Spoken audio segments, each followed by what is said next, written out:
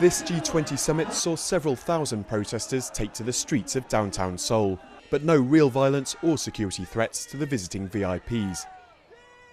It's been a little bit boring actually, not so much happening if you compare to like Toronto or Pittsburgh. The leaders inside the summit might disagree, calling their achievements historic.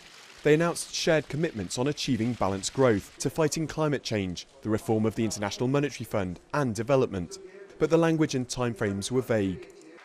Their South Korean host tried to play down the dispute between China and the US over currency manipulation and protectionism. We are now out of the so-called currency war. But the rhetoric from America wasn't all conciliatory. The issue of the RMB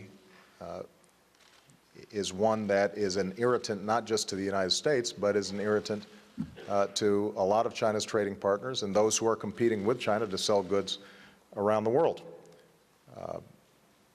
It is undervalued.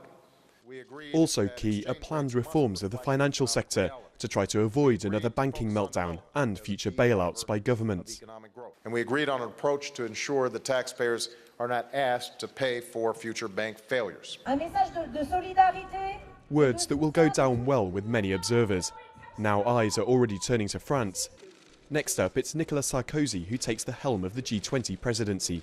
He says his top priority will be international monetary reform, but he'll certainly be reminded of other issues too.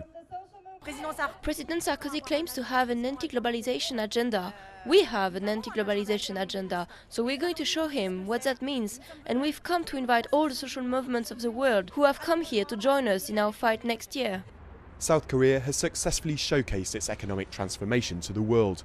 Now the question is whether the speeches here will actually translate into any action.